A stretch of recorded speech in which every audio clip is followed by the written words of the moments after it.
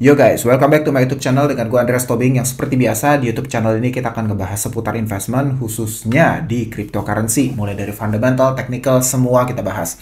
Anyway guys, hari ini ada dua topik yang gue mau bahas sama kalian. Yang pertama ya tentu mengenai Bitcoin dan yang kedua adalah ini. Jadi kan kalau teman-teman follow Instagram gue kemarin baru dari Thailand ya. Terus kalau kalian lihat di TikTok juga, gue juga udah ngepost sebetulnya ada satu narasi baru yang gue lihat sangat menarik ya. Itu gue dapat insight-nya itu sebetulnya dari foundernya CoinDesk, Ko Stephen Suhadi. Ntar lah gue bahas lebih lanjut gitu. Itu jadi dua topik yang gue mau bahas sama kalian. Oke, langsung aja. Anyway untuk Bitcoin boring ya, kayak lu nggak usah trade lah ya Bitcoin ya, kayak nggak menarik gitu. Dan untuk teman-teman sekarang ini again ya seperti yang gue bilang ya, udah kayak tombol short itu ya seminimalisir mungkin lah dipakai, gak usah banyak-banyak dipakai. Preferably menurut gue kalau memang teman-teman trade level by level ya sudah tunggu retracement baru open long gitu, nggak usah open short karena I think sebetulnya di masa kita menuju bull market ini sekarang kan ya teman-teman tahu lah ya, I don't think bull market udah start, tapi kita menuju bull market obviously menurut gua kita lebih apa ya, eh eh, jarang-jarang lah keluarin tombol short gitu. Jarang-jarang lah keluar tombol short ya. Kalau memang teman-teman swing trader ya, mending tunggu opportunity, tunggu support baru kalian buka long gitu. Karena menurut gua dengan kalian lihat pergerakan alts yang sangat masif belakangan ini ya, bahaya banget kalau kalian open short ya, karena kita nggak bisa ukur kenaikannya bisa sampai berapa gitu, bisa sampai sedalam apa kenaikannya. Jadi kayak better kita lebih hati-hati untuk open short ya. Instead kalau memang ada crypto yang sudah on support ya let's open long gitu aja. Dan untuk Bitcoin teman-teman bisa lihat ini kayaknya lagi ranging di area 38. Kalau kita lihat ini ada beberapa kali area di sini yang kena ya, berkali-kali di sini. Jadi kayak ya udah masih ketahan di sini dulu, tapi kita bisa lihat juga ketika turun reverse-nya di sini ya. Jadi teman-teman bisa lihat gue langsung aja rubah warna, ini sekarang sudah menjadi support dari resistance ya. Jadi kali-kali Bitcoin sentuh level ini lagi ya udah opportunity terbaik itu adalah open long instead of kita nge-short gitu ya. Tapi again untuk Bitcoin menurut gue skenario-nya masih valid. Bitcoin sampai sini masih sangat valid kalau misalnya pun Bitcoin tackle 32, 31, 3132, gue masih akan sangat bullish dengan Bitcoin even though Bitcoin koreksi sampai level sini ya. I think seperti yang gue bilang itu akan jadi healthy correction dan buat gue pijakan untuk naiknya akan lebih enak lagi gitu loh, ngerti kan? Tapi ya sekali lagi tapi ya kalau teman-teman pernah pasti ya, gue yakin teman-teman udah pada tonton analisa gue tentang kayak ada possible another 50 to 60% correction possibility ya. Sekali lagi ya, gue nggak bilang itu pasti terjadi ya. Kalau teman-teman udah lama di market, teman-teman ngerti risk reward daripada trading, teman-teman ngerti analisis, lu pasti ngerti maksud gua apa. Ini probabilita, bukan fakta atau bukan fakta ya, tapi bukan satu kepastian gitu loh. Ngerti kan maksud gua ya. Jadi again ini probabilita menurut gua, dan in my personal opinion, sekali lagi in my personal opinion, jika ini benar-benar vertikal terus, kan dari sini kita lihat naiknya vertikal terus ya. Jika ini terus terjadi, nggak dikasih retest ini, ya, nggak dikasih nih ke 3132, gue malah ngelihat kemungkinan itu terjadi lebih tinggi lagi. Ya, jadi kayak akan ada, ya nggak tahu, tapi gue nggak mau terlalu bahas banyak tentang itu, karena again ya, walaupun menurut gue possibility-nya ada sekali lagi, tapi seperti yang teman-teman tahu, posisi gue itu mostly di spot ya. Jadi trade position gue nggak gitu gede, cuma 5-10% aja. Gue lebih prefer untuk akumulasi terus ya. Gue nggak akan terlalu pusing dengan movement karena gue generally ya, gue secara umum sangat-sangat bullish on Bitcoin dan sebagian besar cryptocurrency khususnya yang lahir di bear market ini gitu. Tapi sekali lagi seperti yang gue bilang, kalau misalnya emang ternyata dalam beberapa hari atau minggu ke depan tidak dikasih koreksi ke sini ke 3132 dan Bitcoin terus nanjak naik sampai 40 ya, bahkan sampai possibility ke sekitar segini nih, 45 sampai 48 ya, gue kan topnya di sini ya, analisa gue dari awal tahun. In my personal opinion, peluang akan terjadi ya, seperti yang gue bilang ya, drop yang sangat dalam itu semakin gede menurut gua ya, karena movementnya sangat impulsif dan buat gua peluangnya semakin besar gitu. Tapi apakah pasti, we'll see ya. Katalisnya apa nggak tahu ya, nggak tahu ya. Kalau kalian pelajari makro, terlalu banyak uncertainty ya. Lu mau ngomong perang, mau ngomong apa, terlalu banyak uncertainty ya. Jadi gua nggak mau berusaha ngeramal-ramal. Seperti yang gue bilang, analisa gue yang satu itu pure berdasarkan technical doang. Gue nggak pakai pakai cocokologi sih, gue pakai fraktal ya. Tapi gue nggak berusaha baca makro, gue nggak berusaha analisa makroekonomik, nggak ya. Teman-teman cek lah, gue udah keluarin ini tuh dari tahun lalu, gitu ya. Oke, itu yang pertama. Nah, lanjut untuk yang kedua ya. Kalau teman-teman udah tonton video TikTok gue ada mention tentang satu narasi baru yang sangat possible untuk play out, yaitu tentang ini spatial computer ya. Jadi gini, gue cerita sedikit ya backgroundnya ya. Kalau teman-teman pernah nonton live gue ya, atau ada pernah nonton satu konten TikTok gue, kayak gue pernah bahas deh ya.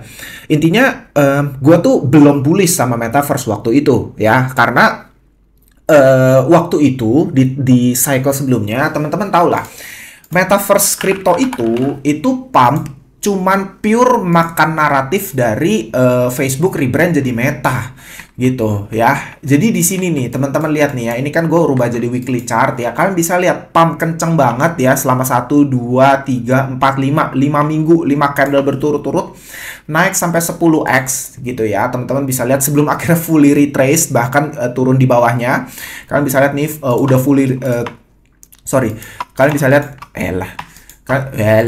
kalian bisa lihat di sini udah, aduh ini shift gue emang suka agak error nih, gue harus ganti keyboard lagi. Nah, sudah fully retrace, udah drop 91% sampai ini, bahkan lebih ke 96%. Oke? Nah, kalau teman-teman ingat, teman-teman ada di market waktu itu, sebetulnya katalisnya ya yang terjadi di area ini sampai terjadi kenaikan gila-gilaan itu adalah ketika Facebook rebrand jadi Meta. Makanya suddenly semua orang jadi metaverse, narasi metaverse di retail market jadi kuat banget. Tiba-tiba semua orang ngomongin metaverse ya. Gue inget banget tiba-tiba, gue cerita sedikit ya, ada salah satu teman gue, ibu-ibu ya, tiba-tiba ngomongin metaverse ya, gue langsung kayak, wah gila, ini bener-bener apa ya, gue di telinga gue tuh malah jadi warning ketika retail, ketika orang yang nggak pantau market dan ngomongin tiba-tiba, itu buat gue warning, bisa jadi ini udah apa ya, terlalu panas dan bisa jadi akan banyak retail yang justru akan jadi exit liquidity ya. Nah, tapi jadi gini, makanya gue belum bullish sama metaverse waktu itu. Tapi pertemuan gue dengan Ko Steven itu ya, founder dari ICN, Indonesia Crypto Network, gue sempat ngobrol-ngobrol sama dia cukup panjang sampai akhirnya gue konten bareng dia. Kalian cek TikTok gue aja. Itu tuh gue jadi, wih ternyata ini ya katalisnya bisa dari sini, possible banget gitu loh. Karena one spatial computer dari Apple Vision Pro ini launching ya, ini nih bisa jadi pintu masuk ya. Ini nih yang gue bilang akan jadi infrastruktur daripada metaverse gitu. Karena back then kan gue bilang metaverse itu cuma narasi ya, belum ada infrastrukturnya tuh, belum ada sebetulnya. Tapi bisa jadi ya, justru Apple Vision Pro ini akan jadi first step, akan jadi pintu masuk dan infrastruktur dari metaverse crypto ya. Karena obviously menurut gue ini apa ya, lu tau lah Apple, perusahaan seraksasa Apple, apa yang mereka keluarin jadi tren gitu. Dan kayaknya tuh harga bukan isu kan, gosipnya kan ya udah ada resmi sih, kan bakal keluar dengan harga $3.500, sekitar 50 jutaan ya. Mark my words ya, siapapun ya, ini teman-teman yang nonton ya, kalau lu punya duitnya, lu beli dan lu ada kesempatan ya, lu punya duit dan lu ada kesempatan beli ini, entah di kan katanya di Singapura kayak belum masuk deh, terakhir gue baca Jepang, Korea itu akan ke distribute gitu. Cuman ya intinya kalau lu beruntung dan beli, siapapun yang ngonten pakai ini, lu akan hit. Sumpah, lu pasti akan hit. Lu beli, lu bikin konten pakai ini ya, lu ngonten tentang Apple Vision Pro ya, lu akan ride the new trend, lu akan ride the new narratives, dan lu akan catch, bener-bener tangkep begitu banyak atensi di market. Gue pribadi jujur ya, kalau dapat akses, dapat kesempatannya, gue pasti beli ini. Ya, gue ada duit bisa beli, tapi again belum tentu lu dapat aksesnya, itu masalahnya. Belum tentu lu dapat akses untuk belinya. Gue lebih consider itu tuh yang kayak lebih kayaknya lebih sulit gitu untuk lu bisa dapetin akses untuk lu bisa beli gitu loh. Nah, itu sih yang gue mau bilang sama kalian. Jadi, I think ketika barang ini keluar, barang Apple Vision Pro ini keluar, suddenly ya kalian akan bisa ngeliat wave, satu gelombang, satu ombak di mana retail market suddenly semua ngomongin metaverse, spatial computer, dan semua kripto yang mengusung narasi ini bakal kecipratan gila-gilaan. Bener, bakal kecipratan abis. Ini bener-bener bisa jadi satu leg, tapi bukan lag yang kayak gini nih, bukan yang kayak gini gue consider ya. Ini akan jadi kayak gue consider bisa jadi ketika dia bener-bener launching di kuartal 1 2024, metaverse crypto akan bener-bener mengalami yang namanya bull run, yang secara chart tuh jauh lebih oke gitu terlihatnya gitu.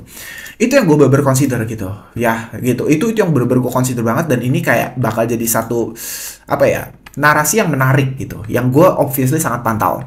Nah, kriptonya apa gitu? Kalau in case kalian ada yang nanya, nih kripto apa nih yang related? Ya, obviously nomor satu metaverse lah ya. Ini gue cuman bukain aja, ini kripto yang mengusung narasi metaverse. Kalian bisa lihat ini gue cuman sort by market cap. Ada ICP, obviously ICP itu akan jadi apa ya, cloud service-nya untuk mereka gitu ya. ICP, terus ada render kan katanya punya partnership dengan Apple ya. Terus ada ini lainnya, lu lihat aja di sini, termasuk game-gamenya ya, kayak Sandbox, Decentraland, yang memang waktu itu di 2021 bener-bener makan narasinya metaverse gitu loh. Ini udah pasti, Sandbox mana ini yang makan narasinya metaverse, ini udah pasti. Dan kalian bisa lihat di sini ApeCoin semua, kalian bisa lihat nih ApeCoin ya, ini hati-hati nih sama ApeCoin nih. Menurut gue menarik nih gitu. Walaupun kalau kalian pelajarin ini tokenomics-nya agak predator gitu, tapi ya udah gitu. Nah, itu yang pertama untuk dari sisi metaverse. Terus ada juga kita ngomong gaming ya. Gaming ini kalian bisa lihat ini kripto top gaming kripto by market cap, kalian bisa lihat ini semua gitu ya. Lihat aja gitu. Gue sort by market cap gitu. Terus ada AI and big data gitu ya. Ini kalian bisa lihat. Ini kan punya korelasi semua ya sama metaverse ya. Ini kayak satu ekosistem menurut gua. Metaverse, gaming, distributed computing, udah gitu AI and big data. Ini tuh kayak satu ekosistem gitu. Makanya gua ngelihat nggak cuma Sandbox mana atau Decentraland, tapi secara keseluruhan gitu, secara ekosistem apa aja yang bisa kecipratan gitu. Ini kripto yang related dengan AI and big data. Terus ada juga tentu distributed computing gitu ya. Kayak ini Filecoin yang paling tinggi market cap-nya. Terus ada ICP juga gitu kan, kayak kompetitor dengan Filecoin. Ada render lagi-lagi ini semua gitu di sini ya. Macam-macam gitu. Atau kita lihat by volume ya. Ini kita bisa lihat by 24 hour volume. Ini mana yang lagi hot gitu ya, mana yang lagi dimakan sama market gitu. Apaan ini Agi? Buset, tiba-tiba coy. Lu pada tahu Agi nggak sih? Apaan nih? Gila, Agi masuk metaverse juga narasinya. Apaan sih ini Agi? Bentar. Generatif AI, oke. Ini apa ini Agi ini? Nakal sekali dia, tiba-tiba volume 24 hour spiking nih, lu lihat nih ya. Ini yang kayak gini-gini agak sus buat gua, agak suspicious. Market cap 21 juta dolar ya. Lu lihat nih, market cap 21 juta dolar. Ini aja nih. Market cap nih 21 juta dolar, tapi 24 hour volume 662 juta dolar. 24 hour volume-nya 33 kali lipat daripada current market cap-nya. Wah, gila. Ini kalau lu lihat ini nih bener-bener udah kayak tiba-tiba apa ya, volume transaksinya spiking sewah itu. Ya, ini banyak faktor. Ini banyak faktor nih biasanya nih. Ada market, trend, investor sentiment, atau ada news gitu. Tapi gue penasaran sih sebetulnya ini ada apa dengan Delicium Agi ini ya. Coba ya kita tanya OpenAI. Ini favorit gue nih, gue paling suka nanya OpenAI. Gimana ya nanyanya? Oke. Gimana ya nanyanya ya? Ini aja, oke. Nah, kira-kira inilah pertanyaannya. Ya udah langsung aja lah tanyain lah ya. Gue tanya, you can see that Delysium 24-hour transaction increase rapidly even exceed their total market cap. And I noticed that there are huge transaction spike on Bithumb. Ini barusan gue cek juga. As we can see the AGI KRW nih yang gue tunjukin ya. Ini yang kita lihat sama-sama. Ini yang paling menarik karena ketika kita cari volumenya datang dari mana, volumenya itu datang dari Korea. Ya, teman-teman lihat nih dari exchange Bithumb dan pairingnya itu dengan Korean won ya. Jadi heavy-nya dari sini lu bisa lihat nih, dia makan 98% volume dalam 24 jam terakhir. Jadi there must be something. Pasti ada sesuatu nih. Ada news tertentu kah di Korea? Ataukah ada mungkin some investor Korea yang tiba-tiba suntik dana segitu gede? Atau tiba-tiba ada, nggak tahu. Karena menurut gue terlalu sus aja gitu. Kayak spike-nya di Korea gitu. Pairingnya dengan KRW gitu. Cuman gue tadi sempat ngeliat-liat gitu ya. Nggak ketemu gue.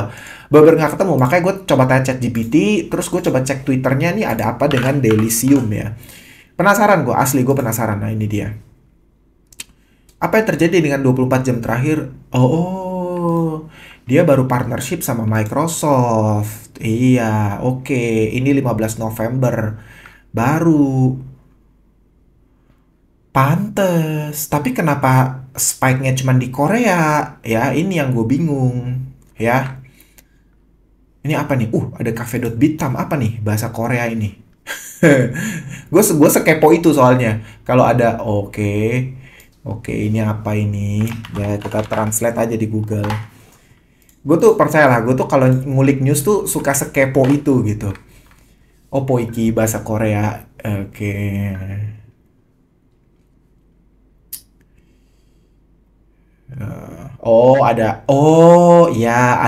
Ada trading competition dari Bithumb ya. Jadi ada trading competition di Bithumb, total hadiahnya 43 Ethereum. Oh ya, ini make sense ya, make sense ya. Jadi lu bayangin, ini udah kayak dua combo gitu loh. Dia nggak tahu kenapa. Ya udahlah, nih cuman jawabannya terlalu general.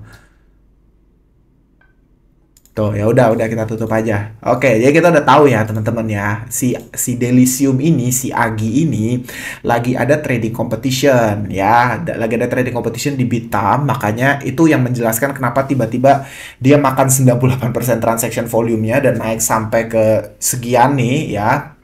Sehari naik 38% by the way. Oke juga, volumenya juga segini. Tapi ini menarik sekali gitu.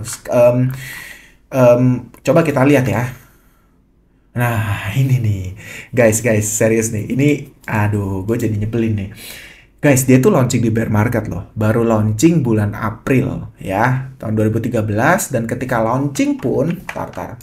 Gue coba ukur Nggak AGI KRW ya. Lagi rame. Oke. Nah, ini, tapi nggak keukur benernya. Ntar dia tuh paling lama launching di mana sih?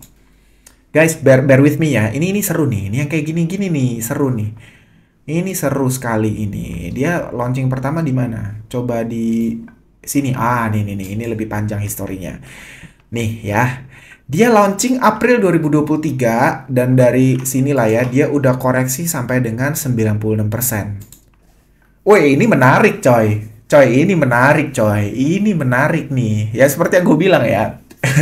Nih kalau teman-teman ya lu kalau ngikutin gue udah lama tau lah, gue tuh berkali-kali bilang gue punya beberapa kriteria ya. Satu, lahir di bear market yang menurut gue bisa jadi jackpot ya, jackpot sekali lagi ya, lahir di bear market.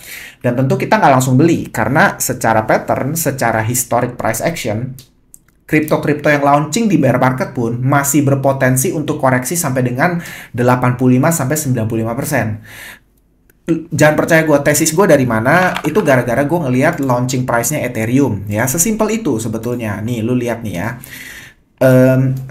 gue keluarin teorinya dari sini. Nih Ethereum launching nih ya, Agustus 2015 drop sampai dengan 87%. Oke. Ini Ethereum loh, yang habis itu harganya ngeri banget sekarang, top 2 cryptocurrency by market cap ya.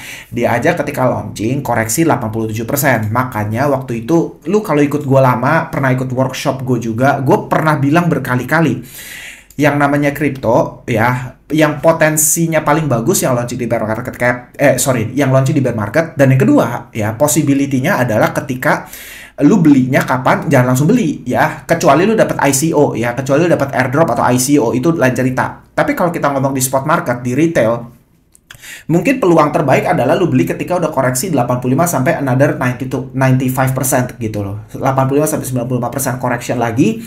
Mungkin itulah waktu terbaik untuk buy. Tapi tentu ini gue masih consider ya, ini high risk play ya, high risk banget ya, apalagi market cap baru 21 juta dolar gitu ya. Obviously buat gue ini high risk high reward ya. Sekali lagi gue bilang ini high risk high reward, resikonya tinggi tapi gainnya ya juga tinggi. Ya udahlah, gue beli aja lah. Ini kalau lu nonton video gue yang minggu lalu, tau lah gue tuh punya sekitar $1.000 nganggur yang ada di CoinEx, dan ya udahlah gue siap gue beliin gitu.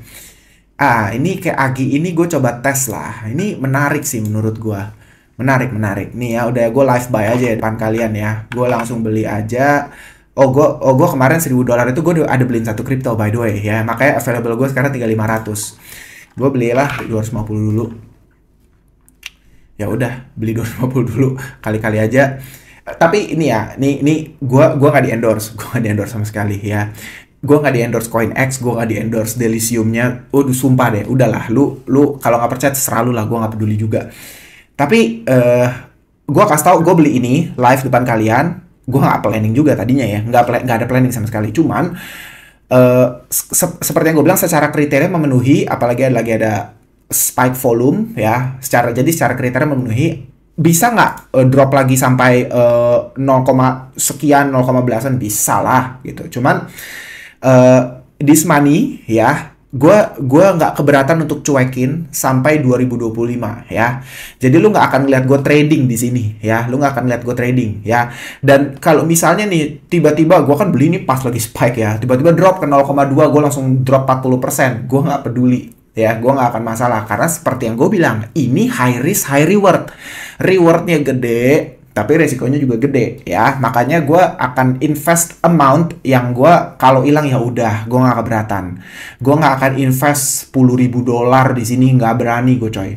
Ya kayak ya udah, paling top nanti gue paling masukin 500 sampai $1.000 ya. Itu koin-koin spekulatif gue kasih saldo segituan ya, 500 sampai $1.000, kita lihat aja. Dan plan exit gue somewhere in 2025 ya. Tentu gue akan ride the wave, gue akan kendarai. Kalaupun nanti dia turun dulu 30-40%, gue kagak peduli ya, nggak masalah ya. Bahkan kalau gue ada duit lagi mungkin gue beli lagi, atau apalagi kalau emang narasinya menarik gitu. Tapi guys, serius deh ya, udahlah sekalian lah ya. Kalau kalian belum pakai CoinEx ya, kalian bisa sign up dengan referral link gue yang ada di description. Kenapa? Karena gini, ini serius nih, gue tiap kali mau daftar exchange, mau daftar manapun, gue tuh pasti cari link referral. Kenapa? Karena itu menguntungkan sebetulnya, kalau teman-teman tahu, menguntungkan kita sebagai user, menguntungkan si yang memberikan referral code-nya juga gitu. Dari sisi referral code ya pasti dia dapat trading fee dan dia dapat volume. Oke, itu fair lah. Dan yang kedua dari sisi lu ya, biasanya kalau lu sign up melalui referral itu kamu pasti dapat trading fee discount gitu. Kayak gue di CoinEx, lu pada bisa dapat sampai 20-30% kalau gue nggak salah ya, trading fee discount gitu. Yang mana lu pada nggak bakal bisa dapetin kalau misalnya lu pakai exchange lain. Ya lu nggak bakal dapet juga gitu loh, nggak bakal dapet, bener deh gitu. Jadi bukan kok, sorry, lu nggak akan dapet kalau misalnya lu tidak sign up pakai referral code gitu, lu nggak bakal dapet. Jadi memang better lu cari referral code, lu sign up ya. Gue selalu gitu soalnya ya. Jadi kalau kalian mau sign up, monggo silakan ya, gak ada paksaan. Kalau nggak ya bodoh, ya udah silakan aja. Tapi guys gitu guys, ini gua nggak ada plan untuk beli, tapi ya udah ya sekalian aja. Tapi itu poin untuk video gue hari ini. Yang pertama kita udah bahas Bitcoin movement, dan yang kedua gue udah bahas mengenai ini Apple Vision Pro ya, metaverse naratif untuk next bull market, kira-kira seperti itu ya. By the way guys, let me know kalau kalian ada pertanyaan, kalau kalian ada yang mau didiskusikan, silahkan banget, gue sangat open ya. And okay, see you on the next video. Bye bye, God bless you all.